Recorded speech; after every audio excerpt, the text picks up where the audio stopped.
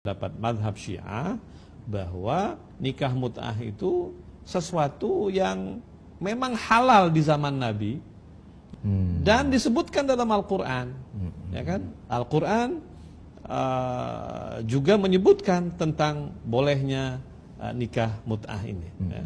Fa idza istamta'tum bihi minhunna fa'atuhunna ujurahunna fariidhah.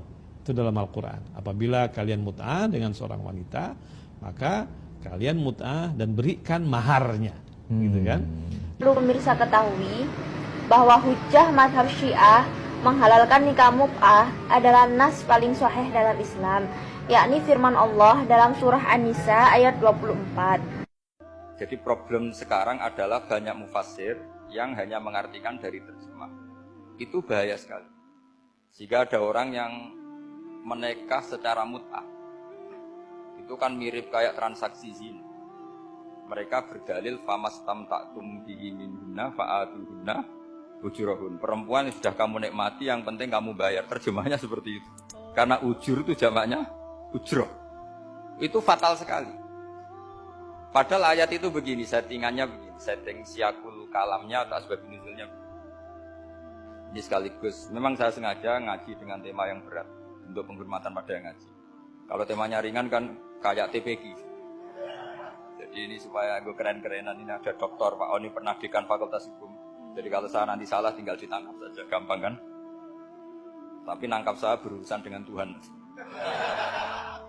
Jadi kalau orang dekat Allah itu yang tanggung jawab itu Allah. Jadi dia bisa menang di kepolisian tapi kalah di hukum Tuhan. Berhadapan-hadapan dengan saya. Begini asbabun nuzulnya begini.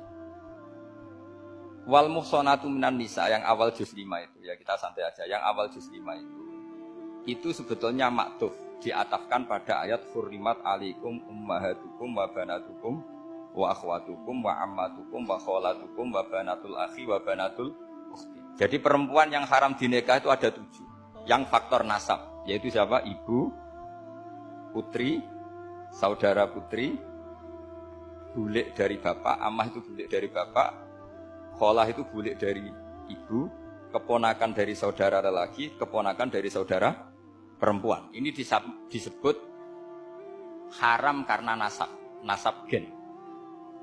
Kalau orang Jawa bilang hanya 4 karena ngitungnya bulik baik dari bapak maupun ibu. Kalau orang Jawa bilang kan bulik terus keponakan dihitung 1. Padahal ada keponakan dari saudara lelaki, ada keponakan dari saudara apa?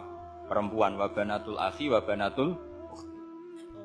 Terus kedua, haram karena rodok. Kita tahu dalam hukum Islam rodok adalah sama dengan nasab. Jadi ibu yang pernah menyusui kamu berarti jadi ibu kamu. Dan saudara sepenyusuan berarti menjadi saudara kamu. Ini disebut wa ummahatukum allati arda'nakum wa akhwatukum minar rodok. Terus ketiga, haram karena musoharoh, karena besanan. Jadi pagi ini misalnya saya nikah dengan Sri, bilang qabiltu nikaha wa taswijaha bil mar'il madhkur. Setelah nikah dengan Sri ini otomatis ibunya dia menjadi mertua. Otomatis haram saya apa? Nikah. Ini namanya haram karena musuh. Atau kamu punya anak Zaid. Zaid pagi ini akad dengan Sri. Berarti Sri adalah menantu Anda. Otomatis haram bagi Anda. Itu namanya haram karena musuh haram. Karena bisanan. Itu yang disebut waroba haram-haram itu kan saat terus itu wa ummahatu nisaikum. Ibu dari istri-istri kamu. Memang ini agak jelimet, tapi memang syaratnya mufassir harus biasa jelimet. Jangan hanya nyari partai ayat-ayat untuk kepentingan partai. Wah itu ngeri. Kacau Quran dipakai kampanye.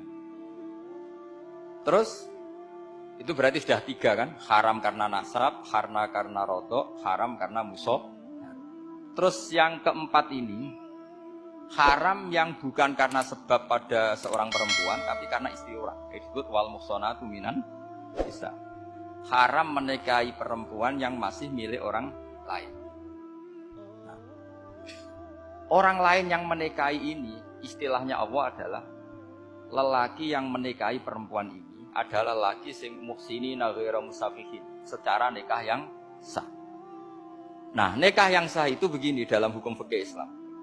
Saya nikah dengan Sri, kalau hanya akad, itu saya wajib bayar mahar